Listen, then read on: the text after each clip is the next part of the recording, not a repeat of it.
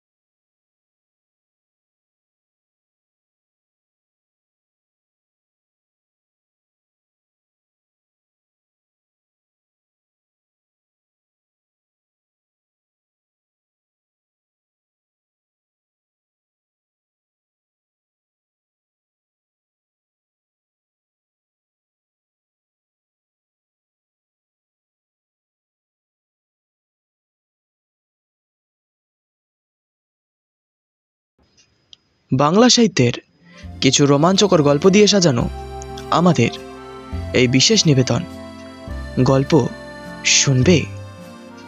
আজ আপনার জন্য প্রীতম ঘোষের লেখা তারানাথ তান্ত্রিক ও কুশপুতুল। আগেই বলা ভালো, আমরা যেগুলি গল্প পোস্ট করি সেগুলি শুধুমাত্র আপনাদের মনোরঞ্জনের জন্যই তৈরি করা হয়। কোনো রকম কুসংস্কার বা অযৌক্তিক ভীতিকে প্রশ্রয় দেওয়া আমাদের উদ্দেশ্য নয়। আশা করি আপনারা গল্প শোনার আনন্দেই এগুলি গ্রহণ করবেন। তাহলে শুরু করা যাক আজকের এই গল্প। আবার চলে এসেছি তোমাদের প্রিয় তারানাথ তান্ত্রিকের গল্প নিয়ে। তারানাথকে তোমরা সবাই চেনো এবং জানো, কিন্তু আজকে আমি যে গল্পটি শোনাবো তা তোমরা কখনো শোনোনি। বিনোদ আর আমার আজকে অফিসের কাজ তাড়াতাড়ি হয়ে গেছে। অফিসের বাইরে এক চায়ের দোকান আছে। সেখানে চা খেতে খেতে বিনোদ আমায় বলল, রিজু চল আজকে ঠাকুরমশাইয়ের গল্প শুনতে যাই। অনেকদিন হলো কোনো গল্প শোনা হয়নি। ঠাকুরমশাই কে? তারানাথ? আরে হ্যাঁ, ও ছাড়া কে এত ভালো গল্প শোনায় বলতো? দেরি করিস না, তাড়াতাড়ি চল। আমরা বাস ধরে তারানাথের বাড়িতে পৌঁছালাম।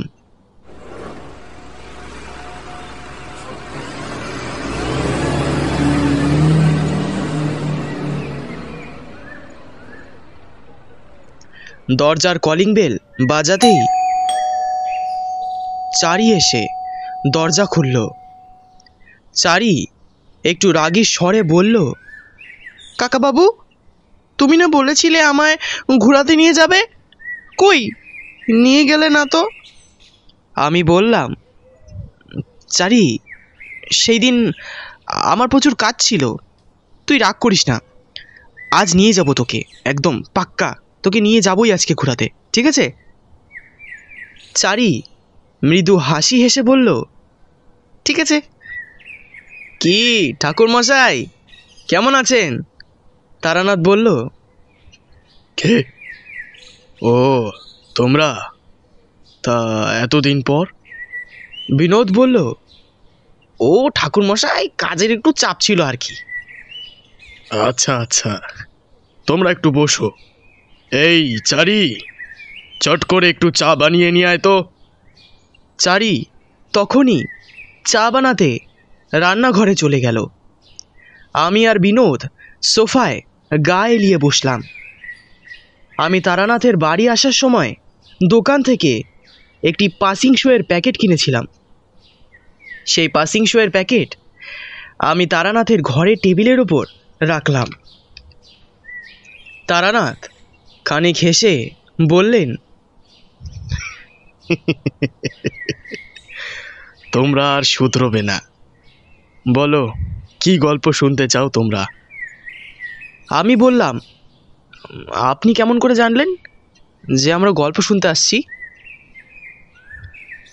তোমরা যখন আসো শুধুমাত্র গল্প শুনতেই আসো, তারপর আবার পাসিং শোয়ের প্যাকেট নিয়ে এসেছো, এতেই বুঝলাম। ততক্ষণে চারি চা আর তেল চুপচুপে করা মুড়ি মেখে নিয়ে এসেছে। চারি চা আর মুড়ি টেবিলের ওপর রেখে একটি পুতুল হাতে করে নিয়ে দৌড়ে ছাদে চলে গেল। তারানাথ বলল, হয়েছে, আবার সেই পুতুল নিয়ে খেলা।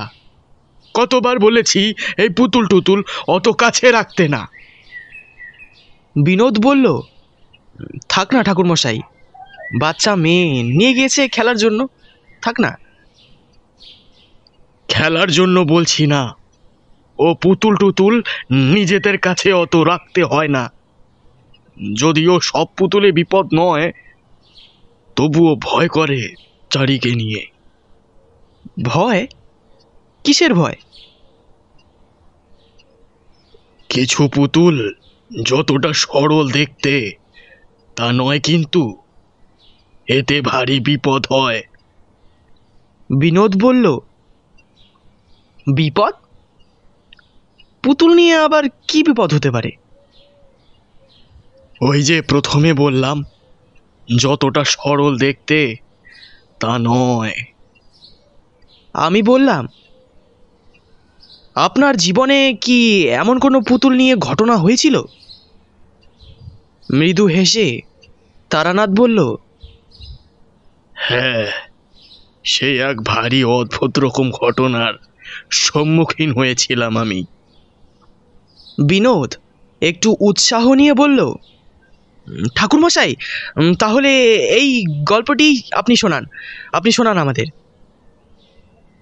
অনেক বছর আগের কথা, তখন আমার বয়স 25 বছর হবে। আমি শ্মশানে বসে মগ্ন হয়ে ধ্যান করছিলাম। ধ্যান শেষ করে দেখি সোনালীপুরের অনেক লোক গ্রাম ছেড়ে চলে যাচ্ছে। তাদেরকে গিয়ে আমি জিজ্ঞাসা করলাম, আপনারা কোথায় যাচ্ছেন? তারা বললেন, ও গ্রামে মানুষ থাকে নাকি? সোনালীপুরের গ্রামের অভিশাপ মানুষ মারছে, তাই আমরা চলে যাচ্ছি আমরা। লোকগুলো এত তাড়াহুড়ায় ছিল যে আমার প্রশ্ন করবার আগেই চলে গেল। আমার সাথে ছিল হরিহর। হরিহর বলল, ঠাকুরমশাই, কার অভিশাপ যে মানুষ মারছে? আমি তো কিছুই বুঝতে পারতেছি না। আমাদের সেই গ্রামে যেতে হবে। কিসের অভিশাপ যে মানুষ মারছে? হরিহর একটু ভয় পেয়ে বলল, না না ঠাকুরমশাই, ওখানে যাবেন না। ওখানে গিয়ে যদি আমাদের কোনো বিপদ হয় তাহলে। আমি মৃদু হেসে বললাম, ভয় পেয়ে গেলে নাকি হরিহর? তন্ত্রজীবনে যখন নেমেছিলাম তখন মাকে কথা দিয়েছিলাম, সমস্ত মানুষের বিপদের অবসান ঘটাবো, তাদের পাশে থাকবো, সাহায্য করব। তুমি কি চাও সেই মাকে দেওয়া আমার কথাগুলো আমি ভেঙে ফেলি? তুমি কি চাও এটা? ভয় পেও না হরিহর, ভয় পেও না। এ তারানাথ থাকতে তোমার কিছু হবে না। এবার চলো। তারপর আমরা দুজনে হাঁটতে শুরু করলাম। ময়নাপুরের থেকে সোনালীপুর খুব একটা দূর নয়, 2 থেকে 3 ঘন্টার রাস্তা। সোনালীপুর পৌঁছানোর পর আমাদের বিস্ময়ে আর সীমা রইল না। গ্রামে এক বিশ্রী গন্ধ, যেন অনেক মরা গ্রামের আনাচে কানাচে ছড়িয়ে আছে। কোনো মতো নাকে কাপড় দিয়ে হরিহর আর আমি সেই গ্রামে ঢুকলাম। সেখানে রাস্তার একটি লোক বসেছিল। লোকটি দেখে মনে হলো যেন পাগল। তার পরনে ছিল ছেঁড়া একটি কাপড়, মাথায় চুল নেই, শরীর এতটা রুগ্ন যেন হাড্ডিগুলো বেরিয়ে আসবে, চোখ ঠিকরে বেরিয়ে আসছে। সে বলল, কে আপনি? আপনি এখানে এসেছেন কেন? কেন আমাদের আমাদের মারতে এসেছেন? মারতে এসেছেন? চলে যান, চলে যান, চলে যান, চলে যান, রেখে রেখে চলে যান, চলে যান, চলে যান, চলে যান। তারপর সেই লোকটি একখানা ইট দিয়ে আমার গায়ে ছুঁড়ে মারলে। যেহেতু আমি তন্ত্র জানতাম, তাই নিজের চোখের শক্তি দিয়ে সেই আক্রমণ আটকে দিলাম। সেই লোকটি চেঁচিয়ে উঠে বলল, যা, একে থেকে চলে যা, চলে যা, চলে যা, চলে যা, চলে যা। সেই গ্রামে আমাদের কেউ আশ্রয় দিচ্ছিল না। কেন জানি না, আমরা তান্ত্রিক বলে তারা ভয় পাচ্ছিল। গ্রামে একটু এগিয়ে যেতেই এক মন্দির আমাদের চোখে পড়ে। মন্দিরের দেওয়ালগুলো ভাঙা। মন্দিরটার গুমোট পরিবেশ দেখে আমি অনুভব করলাম যেন এ মন্দির এক অন্য জগতের প্রবেশ দরজা। মন্দিরের একটু আগে একটি লোক যাচ্ছিল। তাকে জিজ্ঞাসা করলাম, এই মন্দিরের অবস্থা এমন কেন? মন্দিরে তো বাদুড়ে বাসা করেছে, এই মন্দিরটি কেউ পরিষ্কার করে না? সেই লোকটি খানিক অস্বস্তি নিয়ে বলল, এ মন্দির নয় ঠাকুর মশাই, এ হচ্ছে এক শ্মশান। এ মন্দির মানুষ খায়। মানুষ খায় মানে? ওই যে ওখানে দেখেন, মাঝখানে পাথরে রাখা সেই পুতুল, ওই সব নষ্টের গোড়া। এখানে রাত 6টার পর কেউ বের হয় না। 30 জন মানুষ মারা গিয়েছে ঠাকুর মশাই, এই পুতুলটি মেরেছে। আবার ছোট্ট মেয়ে বিনাকেও এ মেরেছে। নিষ্পাপ শিশুটিকেও ছাড়েনি।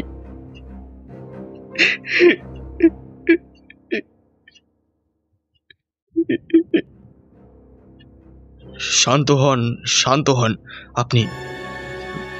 আচ্ছা, বলছি আমাদেরকেও ওইখানে আশ্রয় দিচ্ছে না কেন? কারণ ঠাকুর মশাই, আপনি একজন তান্ত্রিক।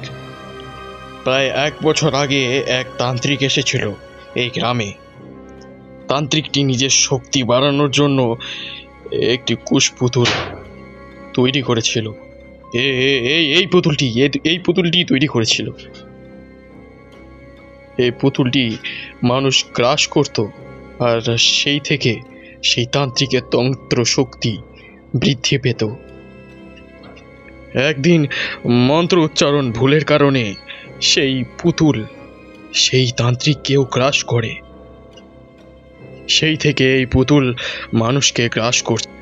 লোকে বলে নাকি এই পুতুলের চোখে যারা তাকায় তারা অদৃশ্য হয়ে যায়, তাই কেউ 6টার পর আর বাইরে বেরোয় না।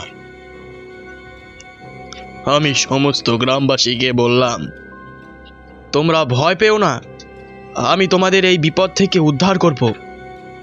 আমি যখন তন্ত্র জীবনে নেমেছিলাম তখন তোমাদের মতন মানুষদের রক্ষা করবার দায়িত্ব নিয়েছিলাম। তারানাথ যখন এসেছে তোমাদের অভিশপ্ত জীবন থেকে মুক্ত করতে এসেছে। তোমরা কি চাও নিজের অভিশাপ জীবন থেকে মুক্তি পেতে? তাহলে অল্প সাহায্য লাগবে আমার তোমাদের কাছ থেকে। তোমরা কি সাহায্য করবে? তখনও আমার কথায় কেউ বিশ্বাস করছিল না। তখনই সামনের এক বাড়ি থেকে একটি ছোট্ট মিষ্টি মেয়ে এসে আমার হাত ধরে বলল, আমি সাহায্য করব। তখন একে একে সমস্ত গ্রামবাসী আমার কথায় সাহায্য করতে রাজি হলো। আমি সেই গ্রামবাসীদের বললাম, এই পুতুলকে নষ্ট করতে হলে পূর্ণিমার রাতেই করতে হবে, কারণ পূর্ণিমার রাতেই অশুভ আত্মার শক্তি কম থাকে। হরিহর বলল, কিন্তু ঠাকুর মশাই, পূর্ণিমা তো আজকেই। হ্যাঁ, আজ রাতেই এই পুতুলটিকে আমাদের নষ্ট করতে হবে, নইলে আবার পূর্ণিমা আসতে 6 মাস সময় লাগবে। ততদিনে এ গ্রামে সমস্ত মানুষ লুপ্ত হয়ে যাবে। একদল ছেলেদের আমি নির্দেশ দিলাম, তোমরা একটি তামার পাত্র, চামচ, গোমূত্র, গোধূলি, গরুর দুধ, দই, ঘি, একটি ছুরি, কালো সুতো, ধূপকাঠি, কর্পূর, কিছু শুকনো পাতা, নিম পাতা, প্রদীপ, এগুলো আজ রাতের মধ্যে নিয়ে আসতে হবে। যাও, তাড়াতাড়ি যাও। হরিহর, তুমিও যাও এদের সাথে। আর হ্যাঁ, মনে রাখবে, কালো সুতো কিন্তু লাগবেই। এবার যাও, যাও, ফটাফট যাও। আমি সেই মন্দিরের চারপাশে গঙ্গা জল দিয়ে শুদ্ধিকরণ করলাম। মন্দিরের গর্ভগৃহে গ্রাস করা মানুষের চিৎকার শোনা যাচ্ছে। মনে হচ্ছে যেন সেই পাথরে রাখা পুতুলটির ঠিক নিচে সেই চিৎকারগুলি আসছে। আমি সেই মন্দিরটির শুদ্ধিকরণ করলাম। বিকেল 6:30টায় হরিহর ও ছেলেগুলো পুজোর সামগ্রী নিয়ে এসেছে। কিন্তু হরিহর আমাকে বলল, ঠাকুর মশাই, কালো কালো সুতো তো পেলাম না, কোথাও পেলাম না। কিন্তু কিন্তু লাল সুতো নিয়ে এসেছি। আমিও তো একজন তান্ত্রিক, আমি জানি যে লাল সুতো দিয়েও এগুলো কাজ সফল হয়। হ্যাঁ, দমিত করা যায়, কিন্তু নষ্ট করা যায় না। তারপর আমি যজ্ঞ শুরু করলাম। পুতুলটিকে প্রথমে গোমূত্র দিয়ে স্নান করালাম, ধূপ ও কর্পূর দিয়ে পুতুলটি শুদ্ধিকরণ করালাম। পুতুলটিকে লাল সুতো দিয়ে বেঁধে সেই পুতুলটিকে মাটিতে রেখে মন্ত্র শুরু করলাম। যজ্ঞের মন্ত্র শুরু করার কিছুক্ষণ পরেই একটি স্বর শুনে আমার বুক কেঁপে উঠল। স্বর শুনে বুঝলাম আমার মা। তারা, তারা, আমার খুব ব্যথা করছে। তারা, তুই এই মন্ত্র পড়া বন্ধ কর বাবা। তুই তোর মাকে এভাবে আঘাত করবি? করিস না বাবা, করিস না। এই লোকগুলো মিথ্যে কথা বলছে, তোর মাকে মারার চেষ্টা করছে।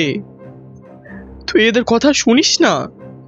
তুই তুই মন্ত্র পড়া বন্ধ কর বাবা, তুই মন্ত্র পড়া বন্ধ কর। আমার যে সারা শরীর জ্বলছে।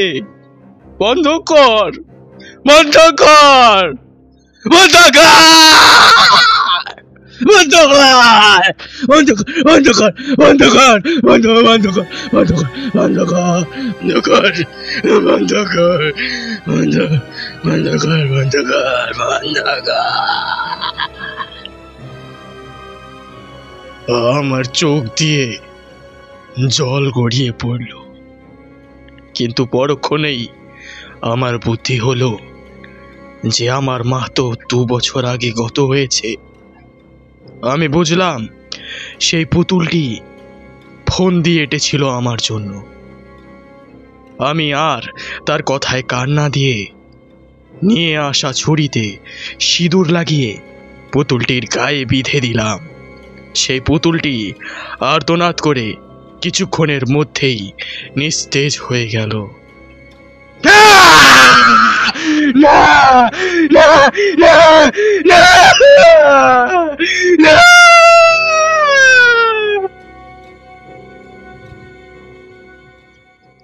আমি বললাম, এখন পুতুলের শক্তি একেবারে শেষ হয়ে গিয়েছে।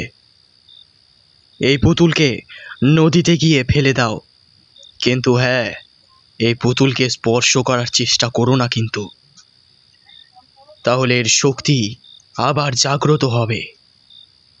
তোমরা 4 জন মৃত্যু সজ্জার খাটিয়া নিয়ে পুতুলটিকে নদীতে ভাসিয়ে দিয়ে আসো।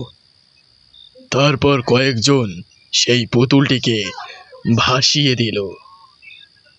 গ্রামবাসীরা আমার চরণ ছুঁয়ে বলল,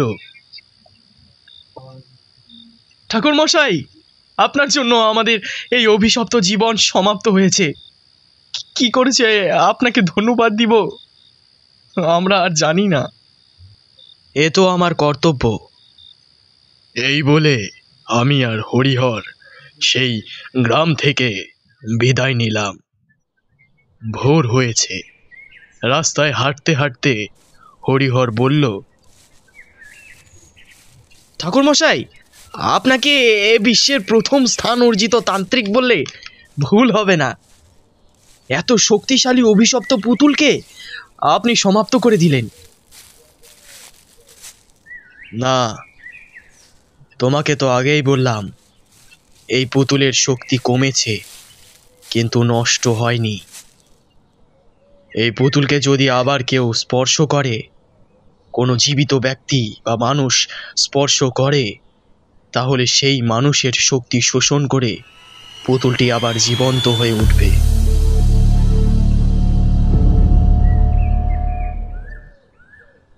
ও কি, নদীতে ওটা কি ভাসতেছে? ও কোনো মানুষ নাকি? ওই দীপক, মানুষটাকে বাঁচাইতে হবে তো। চল চল চল, মানুষটাকে বাঁচাইতে হবে, চল চল চল। জলে ঝাঁপ দিল দীপক আর পরাগ। মানুষটির কাছে গিয়ে বিস্মিত হয়ে গেল ওরা। এ কি, এ তো পুতুল। পুতুল কি আবার এত বড় হয় নাকি? আবার পুতুলটির গায়ের রক্ত। পরাগ পুতুলটির গায়ে স্পর্শ করলো।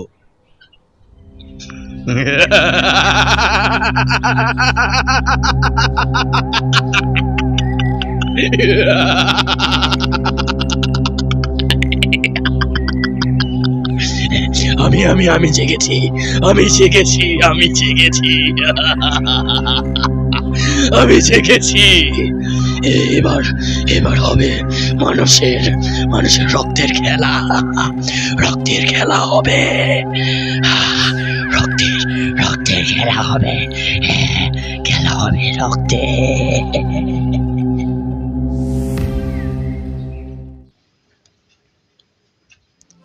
গল্প শুনবেতে আজ আপনারা শুনলেন প্রীতম ঘোষের লেখা তারানাথ তান্ত্রিক ও কুশপুতুল। গল্পের পাঠক আমি, আর প্রত্যেকটি চরিত্র আমিই করেছি। আপনাদের যদি গল্পটি ভালো লেগে থাকে তাহলে চ্যানেলটি লাইক করুন, সাবস্ক্রাইব করুন এবং শেয়ার করুন। আর আমাকে কমেন্টে জানান আমার ভুলগুলো, যা আমি পরের ভিডিওগুলিতে সংশোধন করতে পারি। আপনাদের কাছে যদি কোনো রকম গল্প থেকে থাকে তাহলে আমার কমেন্ট বক্সে দেওয়া ইমেলটিতে পাঠাতে পারেন। আর হ্যাঁ, যে গল্প লিখেছে তার সম্পর্কে কিছু ডিটেলস দিয়ে দিবেন, যাতে তাকে আমি ইন্ট্রোডিউস করতে পারি। আপনার দেওয়া গল্প পড়ে যদি আমার ভালো লাগে তাহলে আমি সেটা অবশ্যই আমার চ্যানেলে পোস্ট করব। আচ্ছা, আজকের জন্য এতটাই। দেখা হচ্ছে আবার খুব তাড়াতাড়ি।